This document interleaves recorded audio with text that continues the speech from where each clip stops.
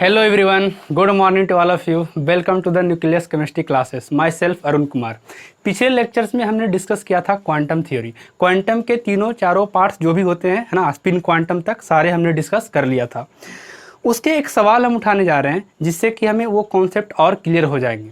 आज हम कुछ और इम्पॉर्टेंट टॉपिक डिस्कस करेंगे इसके रिगार्डिंग, जैसे ऑबो प्रिंसिपल है ना, होर्न्स रूल है ना, पॉली एक्सक्लूजन थ्योरी. ये जो थ्योरी हम तीनों डिस्कस करने वाले हैं, इनसे हमें ये जानकारी मिलेगा कि किसी भी इलेक्ट्रॉन को किस तरीके से हम फिलिंग कर सकते हैं डिफरेंट ऑर्बिटल्स में. तो इनके जानकारी से पहले हम स्टार्ट करते हैं with our first questions of quantum theory, है ना. सपोज कीजिए हमारे पास कुछ एक ऐसा सवाल है ना, कि एक ए एलिमेंट है, ठीक है.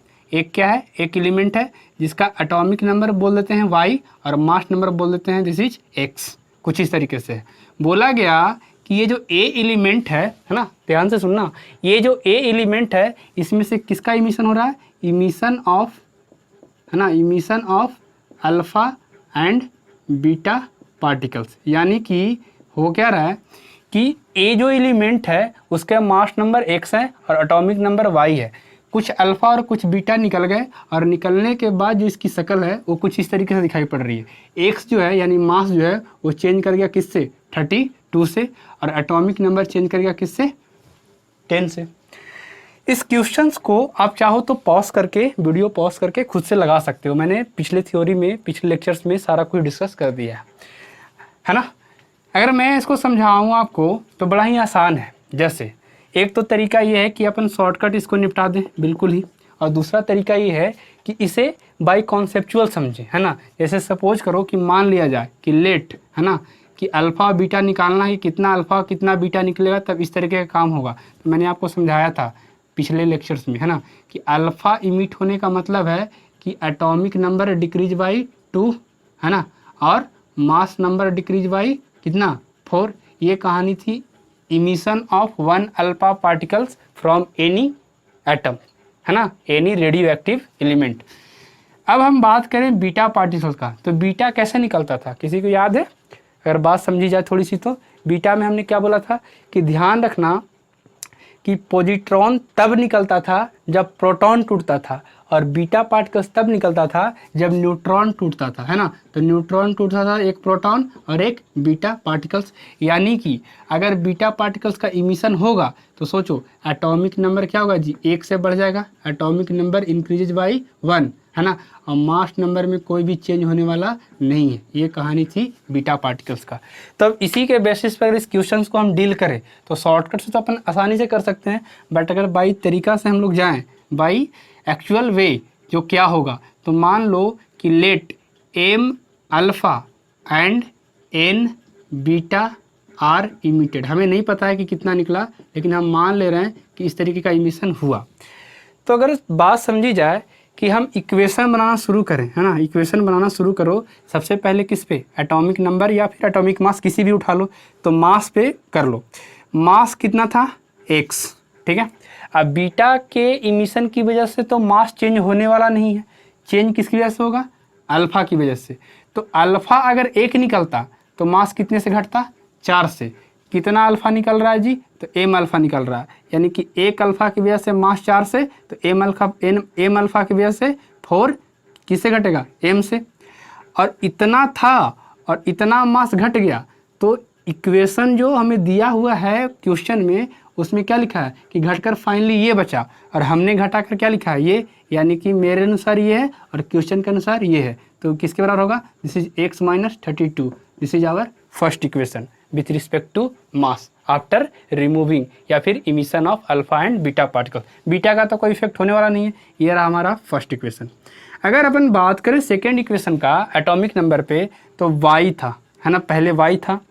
अब बोला गया कि अल्फ़ा और बीटा से एटॉमिक नंबर पे क्या फ़र्क पड़ेगा. तो सोचो एक अल्फ़ा पार्टिकल्स, एक, है ना, बीटा पार्टिकल्स अगर इमिट करेगा तो बीटा पार्टिकल्स की इमिट करने की वजह से एटॉमिक नंबर किससे बढ़ रहा है जी, 1 से बढ़ रहा है. देख रहे हो तुम, बीटा पार्टिकल्स की निकलने की वजह से अगर एक बीटा निकल रहा है तो, है ना, एटॉमिक नंबर 1 से बढ़ रहा है। क्यों? क्योंकि बीटा पार्टिकल्स की इमिशन तब होता है जब एक न्यूट्रॉन टूटता है, और जब न्यूट्रॉन टूटता है तो क्या बनता है? एक प्रोटॉन और एक बीटा पार्टिकल। तो हम इक्वेशन क्या लिख सकते हैं कि अगर एक बीटा निकला होता, तो सुनना ध्यान से, अगर एक बीटा निकला होता तो बोलते एटॉमिक नंबर 1 से बढ़ रहा है, लेकिन यहाँ बीटा कितना निकल रहा है? N beta. तो एटॉमिक नंबर किससे बढ़ेगा? एन से बढ़ेगा। बोलो, एन इंटू 1 एन ही होगा। तो ये तो हुआ कि, है ना, ये तो हुआ कि बीटा पार्टिकल्स निकलने की वजह से, है ना, ये बढ़ गया। ये देखो, ये बढ़ गया क्या? Atomic number. अब है कि अल्फा पार्टिकल्स तो भी निकल रहा है, तो अल्फा पार्टिकल के निकलने की वजह से एटॉमिक नंबर में क्या फ़र्क पड़ेगा? तो एक अल्फा पार्टिकल्स निकलता है तो एटॉमिक नंबर 2 से घटता है। तो कितना अल्फा पार्टिकल्स निकला है जी? तो m अल्फा पार्टिकल्स, यानी कि 2m से घट जाएगा क्या? Atomic number. ये जो एटॉमिक नंबर बढ़ रहा है due to emission of beta particle, और ये जो एटॉमिक नंबर घट रहा है due to emission of alpha particles. हमारे अनुसार जो इनिशियल एटॉमिक नंबर था वो ये था, घटने के बाद ये बचा फाइनल, और क्वेश्चन में क्या दिया है इसी का वैल्यू? This is y-10। अब ये हमारे पास 2 इक्वेशन रहा और 2 वेरिएबल रहा। अगर मैं इसी इक्वेशंस को आगे बढ़ाऊँ तो तुम्हें दिख रहा होगा कि 1 से x गया, है ना, इस निगेटिव से ये निगेटिव गया, और 4m इक्वल टू क्या गया जी? बोलो, 32। तो डिवाइड करोगे तो क्या आ जाएगा? This is m equal to क्या आ जाएगा? 8। यानी m किसको माने थे? अल्फ़ा को। यानी कितना अल्फ़ा पार्टिकल्स निकला? तो m। और फिर इसी में अगर बात करें तो क्या दिख रहा है तुम्हें? ये बताओ, ये y से y कैंसिल हो गया है कि नहीं? अब इसमें वैल्यू अगर हम पुट करें तो m का वैल्यू कितना है? 8। तो यहाँ से n, ये दिख रहा है ना, n माइनस 2m, तो क्या हो जाएगा? This is 16 is equal to -10। तो अगर -16 को राइट तरफ सेंड करोगे तो n इक्वल टू क्या दिखेगा? -10 प्लस 16 इज इक्वल टू 6। यानी कि ये क्या होता रहा? नंबर ऑफ अल्फ़ा पार्टिकल्स कितना इमिट हुआ है, और ये क्या दिखा रहा है? नंबर ऑफ बीटा पार्टिकल्स जितना इमिट हो रहा है ना। तो ये इम्पॉर्टेंट है कि किस तरीके से हम निकाल सकते हैं। ये तो हुआ कि बाय रूल, है ना, इतने तरीके से अपन कैसे कर सकते हैं। शॉर्टकट अगर दिमाग लगाना चाहो तो हमें पता था कि अल्फ़ा की वजह से ही सिर्फ मास में चेंज आता है। बोलो हाँ या ना? बीटा और पॉजिट्रॉन के इमिशन से कभी भी मास में फ़र्क नहीं आता है। तो दिमाग लगाओ कि मास क्या था? x, और घट कितना गया? 32। तो सोचो, मास तो बीटा पार्टिकल से घटने वाला है नहीं, मास सिर्फ किससे घटेगा? अल्फ़ा से। और एक अल्फ़ा की वजह से मास कितना घटता है? 4 से। तो 32 घटने के लिए 8 अल्फ़ा पार्टिकल्स को निकलना पड़ेगा डायरेक्ट। दिख रहा है? फिर उस प्रकार से तुम अल्फ़ा निकाल लिए तो फिर बीटा निकालने के लिए क्या कहोगे कि देखो भाई, ये हमारा एटॉमिक नंबर y था, और y से कहाँ पहुँच गया? y-10। तो ज़रा सोचो, 8 अल्फ़ा पार्टिकल्स निकला है, तो एटॉमिक नंबर एक अल्फ़ा पार्टिकल के निकलने की वजह से 2 से घटता है, तो 8 निकलेगा तो 16। तो होना तो ये चाहिए था कि y माइनस क्या जाना चाहिए? 16, लेकिन है कितना? y-10। यानी कि 6 एटॉमिक नंबर बढ़ा है। तो 6 एटॉमिक नंबर कब बढ़ेगा? यानी कि 6 बीटा पार्टिकल्स निकलेगा। तो सीधा सीधा इसमें 6 जोड़ेंगे तो क्या आ जाएगा? y-10। तो डायरेक्ट लेसन आ गया क्या कि हमें अल्फ़ा 8 दिख गया, और इसको निकालने का थोड़ा सा अपना आई की यूज करो, तुम्हें दिख जाएगा। क्लियर है? ओके। तो इसको मैं समराइज करता हूँ, बढ़ता हूँ हमारे नेक्स्ट टॉपिक की तरफ। आशा करता हूँ कि चीज़ें समझ में आ गई होगी, है ना। इस वीडियो को स्टार्ट करने से पहले अगर आपने पिछला लेक्चर नहीं देखा है तो आप वहाँ से होकर आएँ, क्योंकि इस वीडियो में हम उन सारे का एक एप्लीकेशंस यूज करने वाले हैं।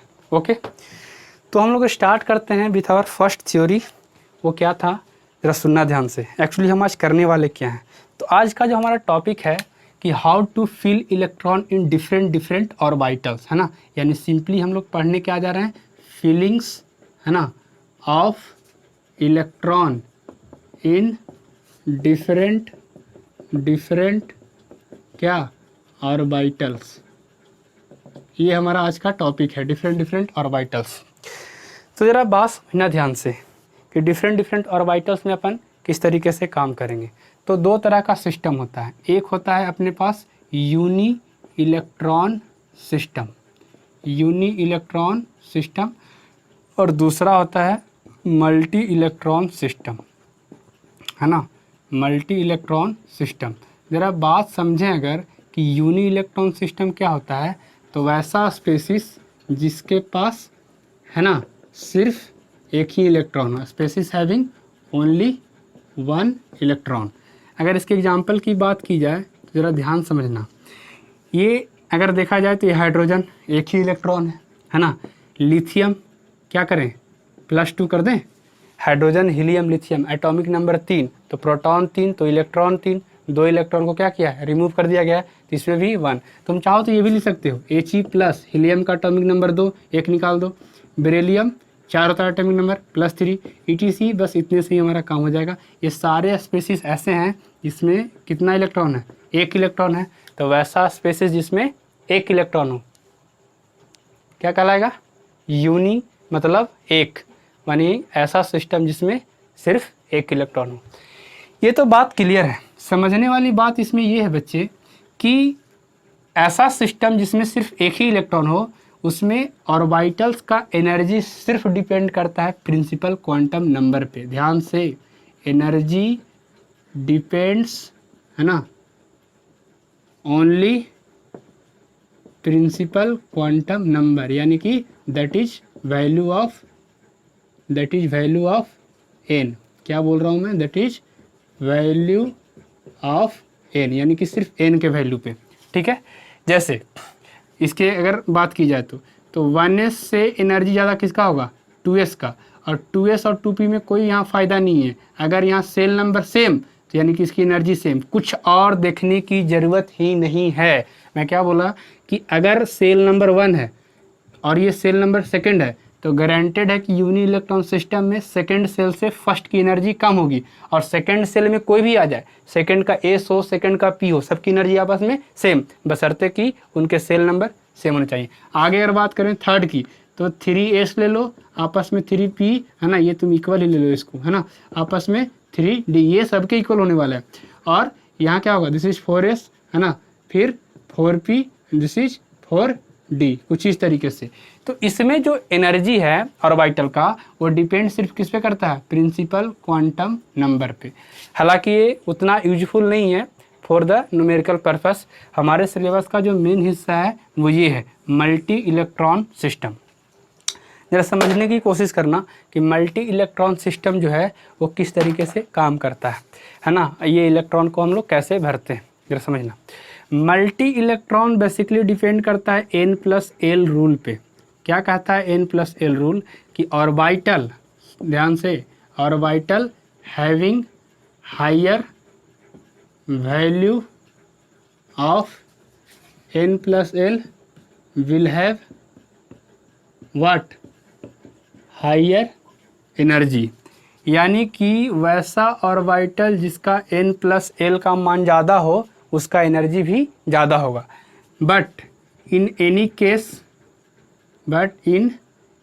केस अगर किसी केस में 2 orbital having same value of n+l, अगर किसी केस में, but in any case 2 orbital having same value of, है ना, सेम वैल्यू ऑफ किसका, n+n, then that orbital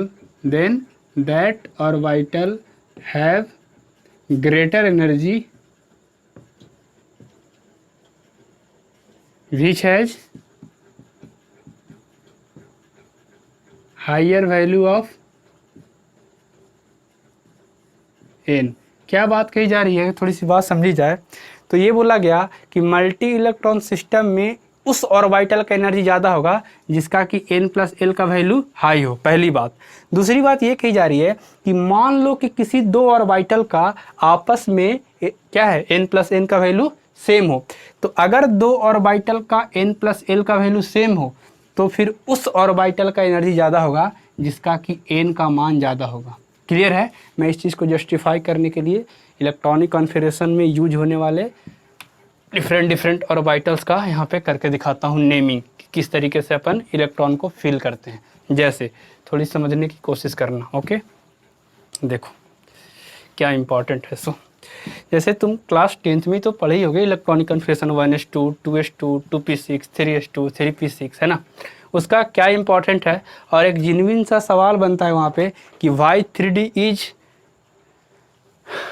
3d has more energy than 4s। ये एक सवाल है, लोग क्वेश्चन यहाँ पे उठाते हैं, तो उसका आंसर आपको यहाँ बिल्कुल सही मिलने वाला है। जैसे अगर बात की जाए कि 1s है ना, 2s 2p है ना, this is 3s, this is 3p, this is 4s। और यही वो सवाल होता है कि 3d जो होता है वो 4s से आगे क्यों हो जाता है, तो इसका जवाब ही आपको मिल जाएगा, दिस इज 4p।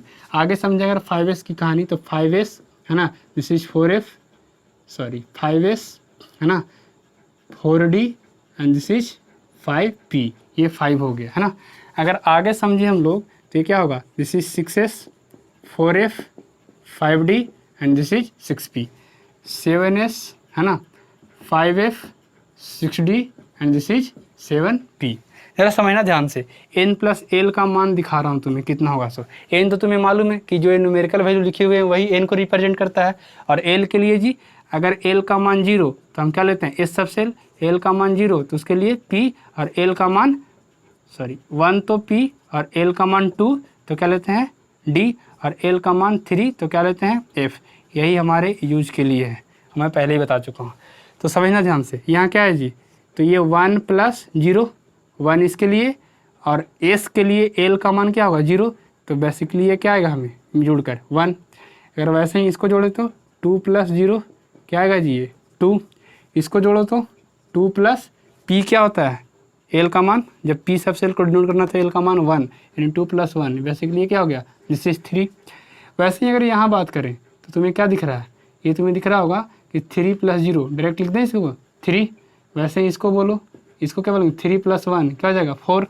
वैसे ये दिस इज 4 प्लस 0, ये क्या हो जाएगा, दिस इज आल्सो 4। ये क्या है 3, और d के लिए क्या बताए हैं, l का वैल्यू 2, तो 3 प्लस 2 ये क्या हो जाएगा, दिस इज 5।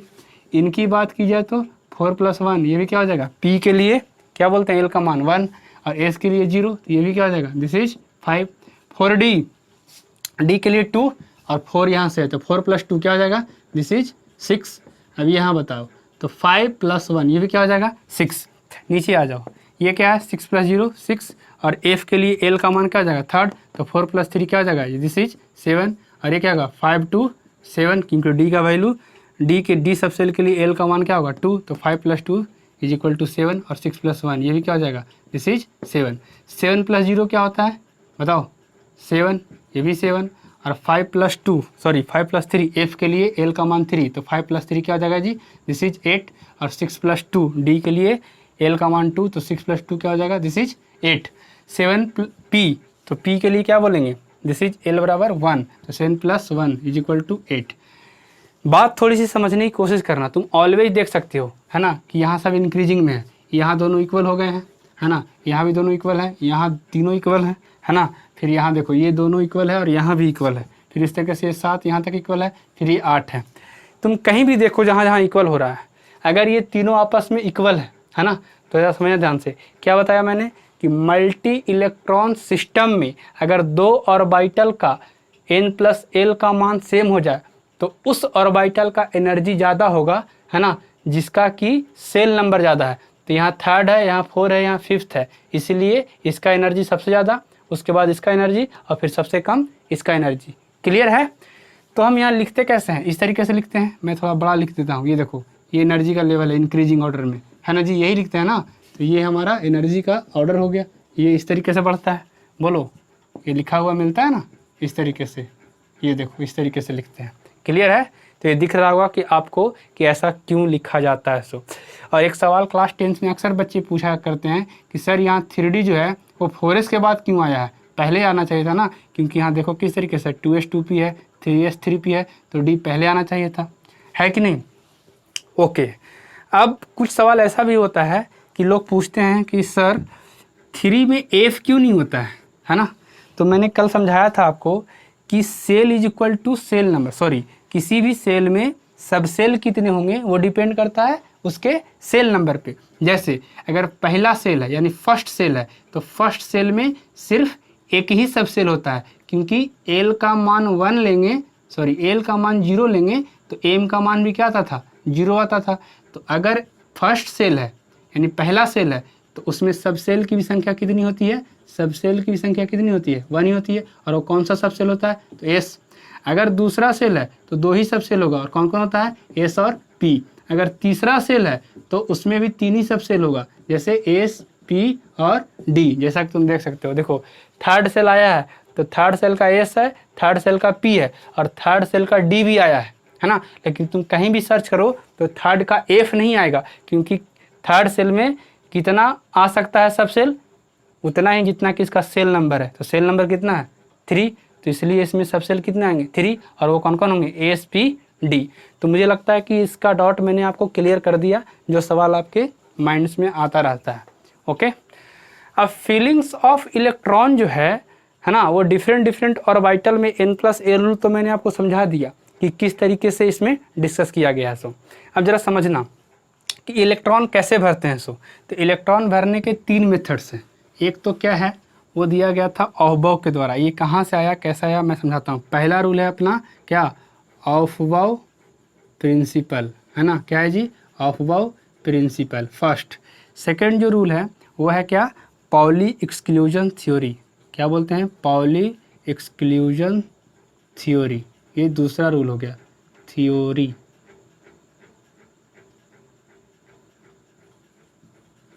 थर्ड जो है वो हमें डिस्कस करना है हुंड्स रूल। ठीक है, क्या डिस्कस करना है हमें, this is Hund's rule.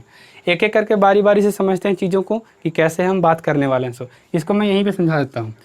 ऑफबाउ principal क्या कहता है, simply fillings of electron from low energy state to high energy state, बस एक लाइन है ना, filling of electron from low energy state to high energy state.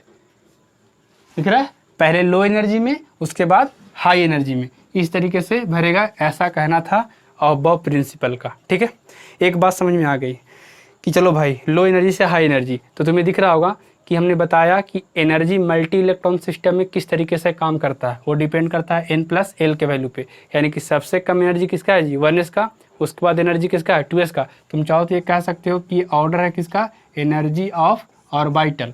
तो सबसे कम एनर्जी किसका, 1s का। या फिर इसको मिटा ही दो, तुम देख सकते हो कि किस तरीके से आसानी से बढ़ रहा है ना, क्योंकि इसको लिखने से थोड़ा सा ये हो जा रहा है, अच्छा नहीं दिख रहा।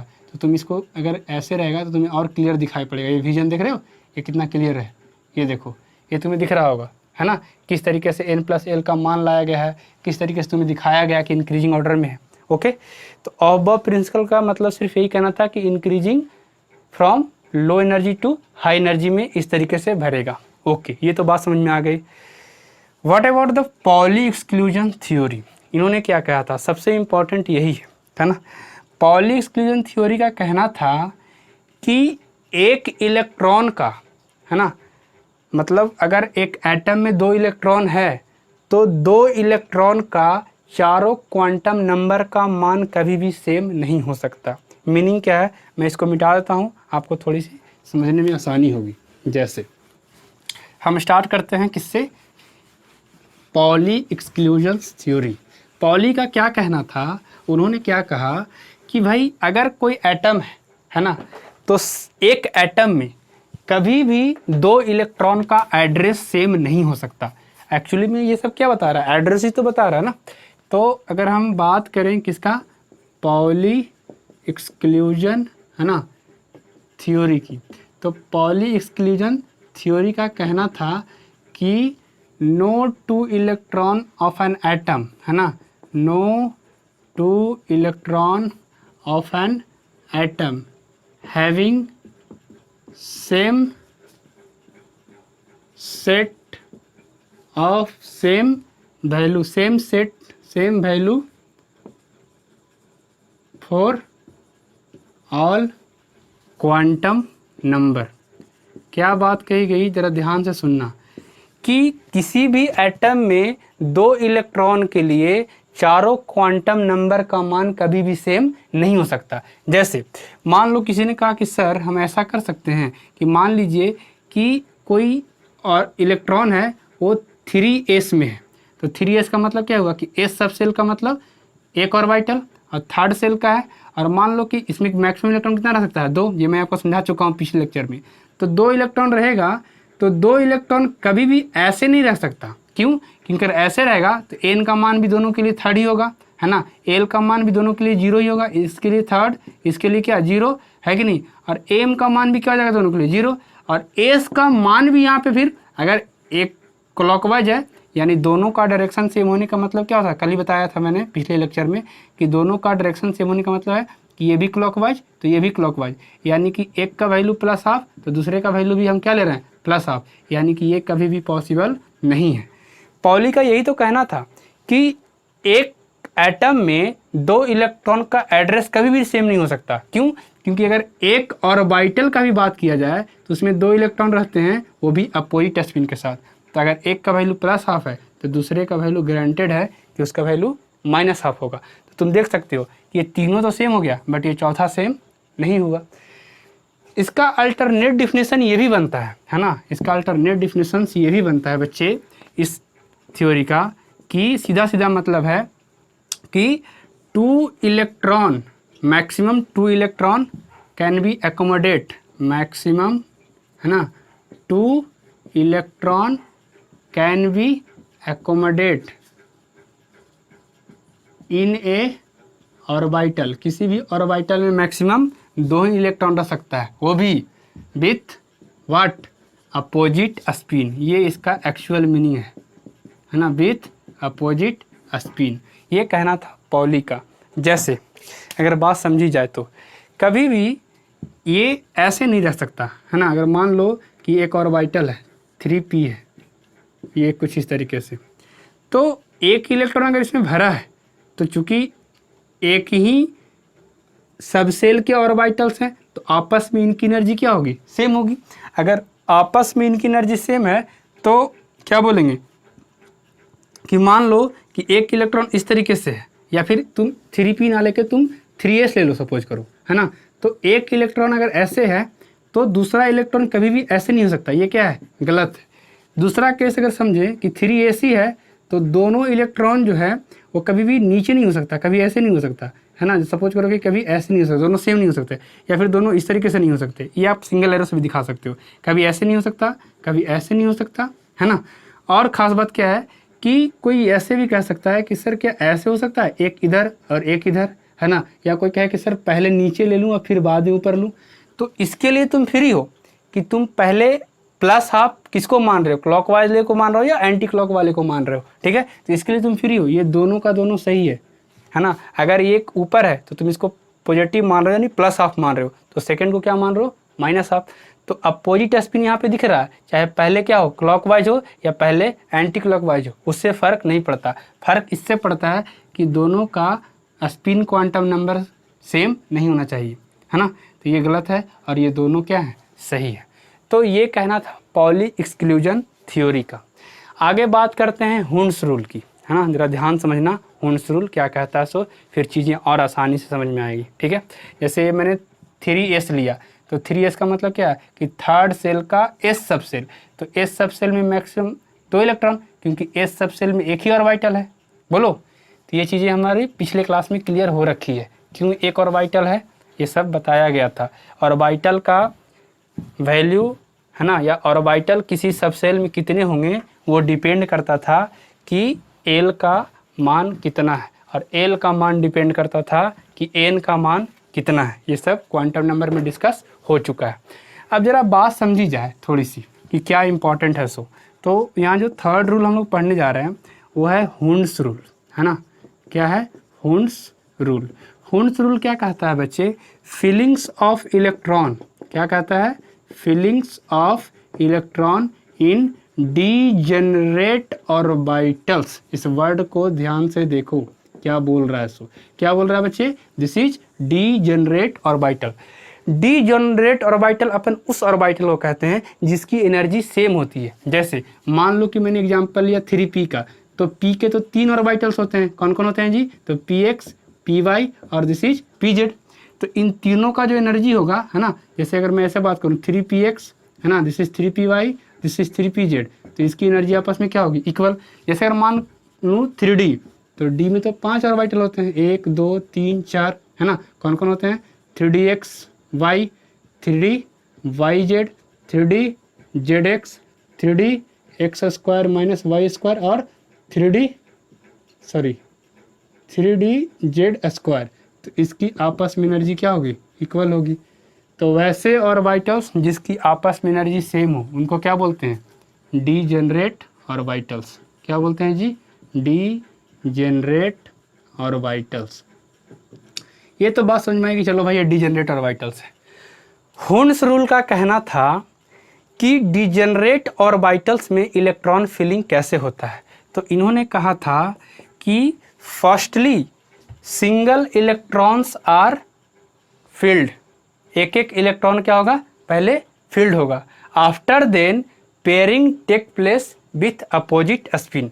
उनका कहना था कि एक एक इलेक्ट्रॉन करके भरेगा, पहले एक इलेक्ट्रॉन इसमें, फिर दूसरा इलेक्ट्रॉन इसमें, फिर तीसरा इलेक्ट्रॉन इसमें, वो भी सेम स्पिन के साथ, है ना। तो क्या बोला गया कि सिंगली इलेक्ट्रॉन्स यानी कि एक एक electron are filled in each orbital with same spin, है ना। इलेक्ट्रॉन्स, है ना, क्या बोलेंगे इसमें, इलेक्ट्रॉन्स आर फर्स्टली फील्ड, है ना, 1 by 1, electrons are firstly filled 1 by 1 इन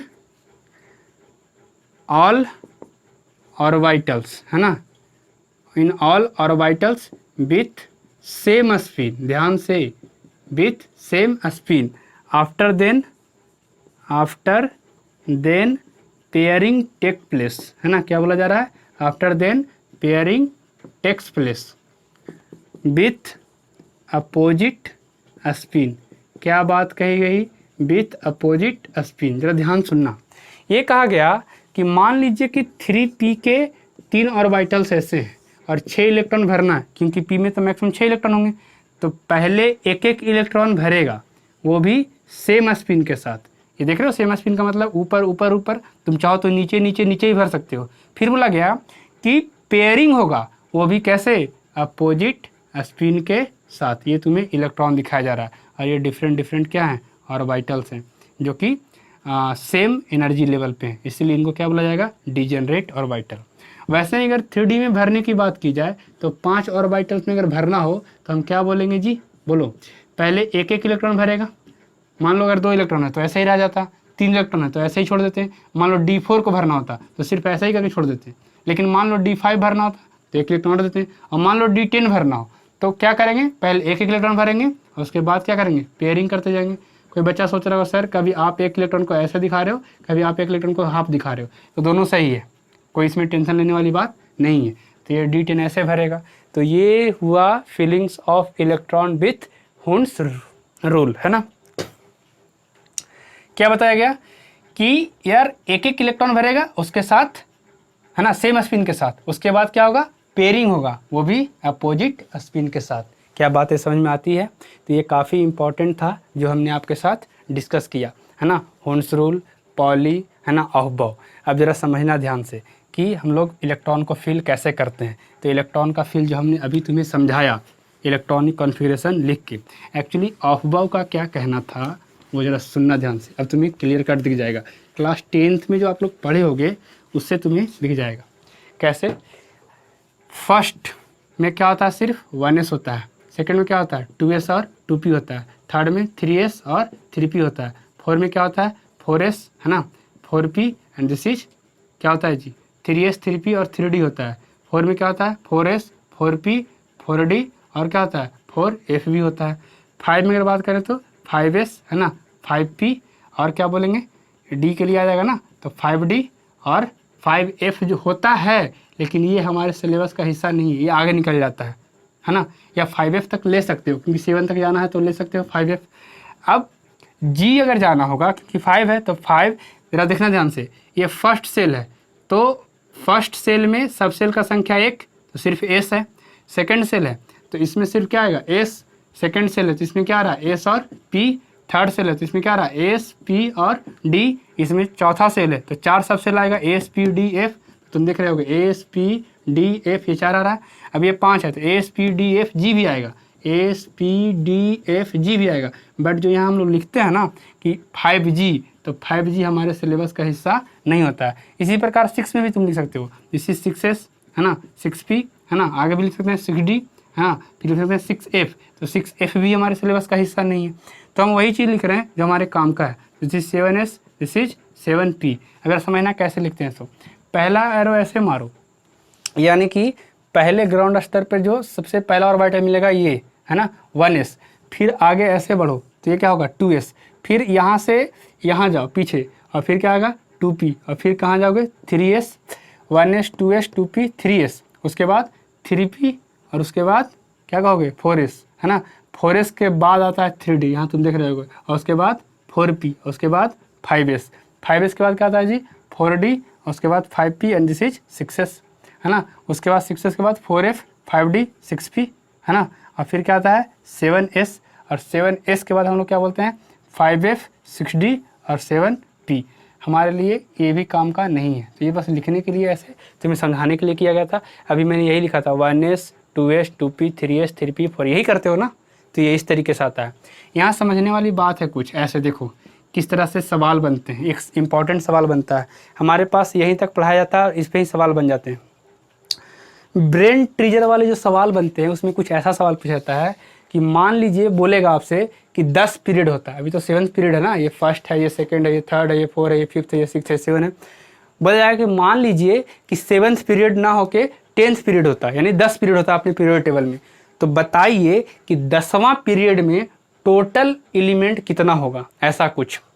तो सोचो कि भाई ये है फर्स्ट पीरियड, ये है सेकेंड पीरियड, ये है थर्ड पीरियड, ये है फोर्थ पीरियड, ये है 5th पीरियड, और इसके बाद आएगा 6, उसके बाद आएगा 7, उसके बाद आएगा 8, उसके बाद आएगा 9, और उसके बाद आएगा 10। मैं पूरा कंक्लूड कर देता हूँ, जरा देखना ध्यान से, बहुत ही हाई लेवल थिंकिंग क्वेश्चंस बन रहा है ये। तो यार हमें समझ में आ रहा है कि ये 5वां सेल है, तो सब सेल 1 2 3 4 5, बहुत क्लियर। 6 होगा तो क्या बोलोगे, जरा लिखते जाओ, S P D F G H, दिख रहा है। अब क्या बोलोगे, ये तो हो गया ना 5, जैसे तुम देख रहे थे यहाँ पे 3 है, थर्ड सेल है तो थर्ड आएगा, 3 आएगा सब सेल, 4 है तो 4 सब सेल, 5 है तो 5, इसी तरीके से क्या आएगा। 10वां पूछ देगा तो क्या करोगे, ये तो क्या हो गया 5, ये क्या हो गया 3 और 3 6 7 हो गया, तो देख रहे हो इस तरीके से कैसे आगे बढ़ेगा। तो अगर 10 तक तुम्हें ले जाना है तो तुम ऑर्बिटल का जो सब सेल का जो ज्ञान होना चाहिए वो आगे तक होना चाहिए, S P D F G H है ना, I J, इस तरीके से तो तुम देख सकते हो, आगे बढ़ाते जाओ। अब फिर इलेक्ट्रॉन कैसे गिनोगे, जरा समझना ध्यान से। तो हमें पता है कि S P D F G H अगर ऐसे आता है तो हमें पता है कि S में ऑर्बिटल का संख्या 1 होता है, P में ऑर्बिटल का संख्या 3 होता है, ये इस तरीके से बढ़ता है, AP में 2 के डिफरेंस से, इसमें 5 होता है, इसमें 7 होता है, और इसमें 9 होता है, और इसमें 11 होता है, कुछ यही है ना। अब एक ऑर्बिटल है तो एक ऑर्बिटल में मैक्सिमम 2 इलेक्ट्रॉन है ना, इसमें कितना हो जाएगा तो 6 हो जाएगा, इसमें कितना हो जाएगा तो 10 इलेक्ट्रॉन हो जाएगा, इसमें 14 हो जाएगा, और इसमें 18 हो जाएगा, और इसमें 11 ने तो 22 हो जाएगा, कुछ इस तरीके से है ना, ये होगा। अब समझने वाली बात ये है कि अगर 10वां आएगा तो पहले तो तुम काउंट करो, जैसे मैं इससे भी इजी ले लेता हूँ, मान लो कि 8वां ले लेता हूँ, ये तुम देख रहे हो, this is 6th S P D F G H। अब क्या करो, आगे बढ़ाते जाओ इस तरीके से, और फिर तुम्हें क्या करना पड़ेगा कि हर है ना सब सेल में तुम्हें काउंट करना पड़ेगा कि कितना इलेक्ट्रॉन फिल हो रहा है, फिर उसको क्या करो जोड़ो। तो एक अलग तरह का सवाल का फॉर्मेट बनता है जो कि क्या होता है इम्पॉर्टेंट होता है ना। अब थोड़ा सा मैं डिस्कस करता हूँ इलेक्ट्रॉनिक कॉन्फ़िगरेशन पे, लोग याद करवाता है रटवाता है, बस 2 मिनट का समय दो मुझे, मैं इसमें क्लियर कर दूंगा कि इलेक्ट्रॉनिक कॉन्फ़िगरेशन अपन कैसे इजीली समझ सकते हैं। कुछ इंपॉर्टेंट बातें हैं इसके रिगार्डिंग है ना, वो कर लेते हैं, फिर अगले क्लास में इसके कुछ एक्सेप्शनल बिहेवियर हैं वो देख लेंगे। ओके, वीडियो थोड़ी सी लॉन्ग होने वाली है क्योंकि चीज़ें डिटेल्स में गई है, तो आप घबराना मत। ओके, तो हम क्या करते हैं जरा समझिए ध्यान से। दिस इज 1s है ना, this is 2s 2p, this is 3s 3p, this is 4s है ना, 4s 3d 4p, this is 5s 4d 5p, this is 6s है ना, 6s 4f 5d, this is 6p, और last में है क्या 7s 5f है ना 6d, और दिस इज 7p। कुछ चीज़ें मैं ऐसा बता रहा हूँ जो आपको बुक्स में मिलेगा नहीं है ना। क्या होता है, कुछ लाइन बता रहा हूँ, उसके बिहाफ पे ये चीज़ें समझने की कोशिश करना, ठीक है। एवरी पीरियड्स या each periods start with a new shell. New shell का मतलब देखो ये पहला सेल है तो ये फर्स्ट से, सेकंड सेल है तो ये सेकंड से स्टार्ट हुआ, थर्ड है तो थर्ड से।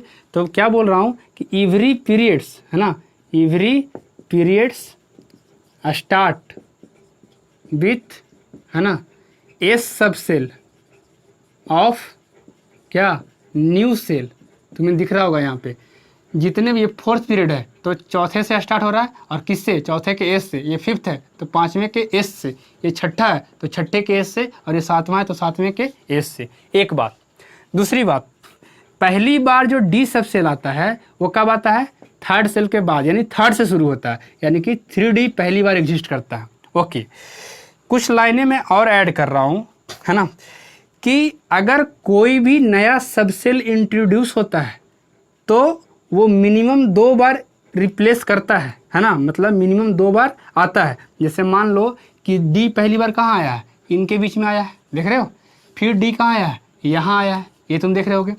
नया सबसेल का एंट्री तब होता है जब कोई सबसेल 2 बार रिपीट हो चुका हो। जैसे कि यहाँ एक बार रिपीट और एक बार यहाँ, तो डी 2 बार आ गया। अब तुम देखो फिर यहाँ नया आ गया।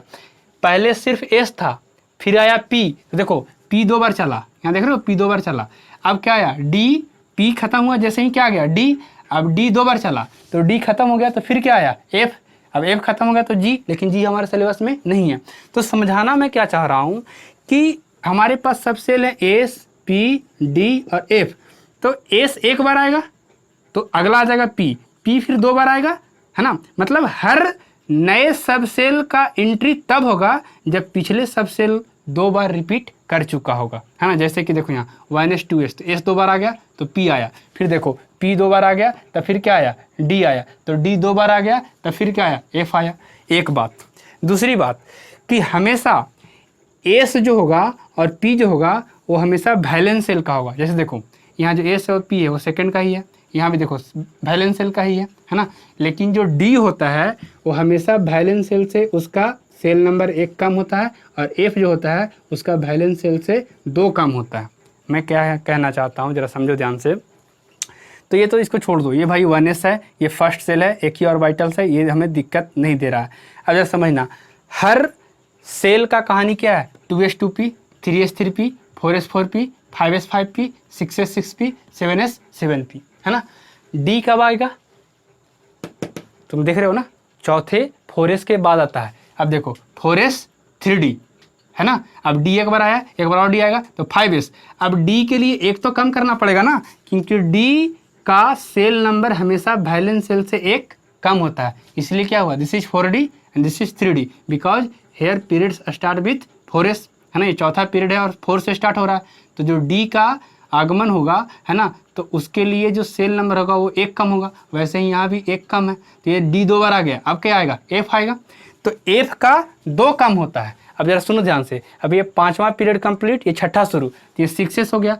अब एफ तो लिख दिए, एफ के लिए सेल नंबर कैसे लिखें, तो जितना सेल नंबर एस का है उससे 2 कम, क्योंकि एफ के लिए कितना कम होता है, 2 कम होता है, इसलिए यहाँ क्या आया 4f। अब एक लास्ट लाइन बोल रहा हूँ कि अगर कोई सब सेल एक बार आ गया तो हमेशा रिपीट करते रहेगा। जैसे देखो यहाँ पे ये एक बार एस आया तो एस अब यहाँ भी है, एस यहाँ भी है, एस यहाँ भी है, एस यहाँ भी है, एस यहाँ भी है और एस यहाँ भी है। मान लो अगले में फिर पी आया तो पी यहाँ भी है, यहाँ भी है, यहाँ भी है, यहाँ भी है, यहाँ भी है और यहाँ भी है। एक बार सपोज करो डी आया तो डी यहाँ भी है ना, यहाँ भी और यहाँ भी। एक बार आने की देरी होती है, बाकी वो अपने आप आते जाता है ना। अब जरा यहाँ समझे बात को कि कैसे लाना होता है। तो पहले डी आया तो डी कितनी बार आया, 2 बार आया। फिर कौन आ रहा है, एफ आ रहा है, तो एफ कितनी बार यहाँ आ रहा है, 2 बार आ रहा है, तुम देख पा रहे होगे है ना। एफ आ गया तो ये कहाँ तक पहुँच गया, 7 तक। मान लो कोई 8वां पीरियड लिखने के लिए बोलता है तो हम क्या कहते हैं जी कि अच्छा एफ 2 बार आ चुका है, यानी अब किसको आना होगा, जी को आना होगा। तो अगर 8वां पीरियड लिखना है तो क्या बोलेंगे कि स्टार्ट तो एस से ही होगा और ख़त्म किससे होगा, पी से होगा, ये तो फिक्स है। अच्छा अब 2 बार चूंकि एफ आ चुका है तो अब लाना किसको है, जी को है। तो देखो डी के लिए 1 कम होता था, एफ के लिए 2 कम होता था और जी के लिए कितना कम होगा जी, वैलेंस सेल से 3 कम। तो वैलेंस सेल कितना है 8, तो 3 कम करो तो क्या हो जाएगा 5, और क्या आएगा यहाँ पे 5G। अब चूंकि 5G तो यहाँ हो चुका है, यहाँ 5G हो चुका, अब पहले से जो आ रखा हो तो आएगा ही, कौन आएगा, एफ आएगा और डी आएगा। तो एफ के लिए कितना कम, तो 2 कम, तो F के लिए 2 कम मतलब 6, और D के लिए 1 कम मतलब 7, D और फिर क्या आ जाएगा यहाँ P, तो ये हो गया 8वां। इसी प्रकार अगर नॉर्मल लिखना हो तो अभी एक ही बार G आया है, एक बार और आएगा तो दिस इज 9S। G लिखना हो तो 3 कम तो क्या आ जाएगा 6G, है ना। और अगर F लिखना हो तो 2 कम तो क्या आ जाएगा 7F, है ना। और अगर D लिखना हो तो 1 कम यानी क्या आ जाएगा दिस इज 8D, और फिर तो तुम्हें दिख ही रहा होगा दिस इज 9P। दिख रहा है। कुछ इस तरीके से हम डिस्कस करते हैं। तो ये रहा इलेक्ट्रॉनिक कॉन्फ़िगरेशन। तुम याद रख सकते हो यार बहुत आसानी से, 2s 2p, 3s 3p, 4s 4p, 5s 5p, 6s 6p, 7s 7p। बस ये ध्यान रखना कि D पहली बार 4 के बाद आता है और 2 बार रिपीट करने के बाद एक नया सब सेल का आगमन होता है, और सब सेल को हम सेल नंबर क्या देंगे वो तुम्हें यहाँ से समझ में आ रहा होगा। अगर D है तो 1 कम, F है तो 2 कम, और G है तो 3 कम। मैं आज का लेक्चर यहीं पे रोकता हूँ, है ना। अगली क्लास में हम कुछ ऐसे एलिमेंट का इलेक्ट्रॉनिक कन्फ्यूजन पढ़ेंगे जो कि पूरा का पूरा एक्सेप्शनल होगा। पहले तो कुछ नॉर्मल एलिमेंट का इलेक्ट्रॉनिक कन्फ्यूजन, और फिर उसके बाद कुछ ऐसे एलिमेंट जो एक्सेप्शनल होते हैं। जेईई में 1-2 बार सवाल उनके आ रखे हैं। Okay, thank you, bye.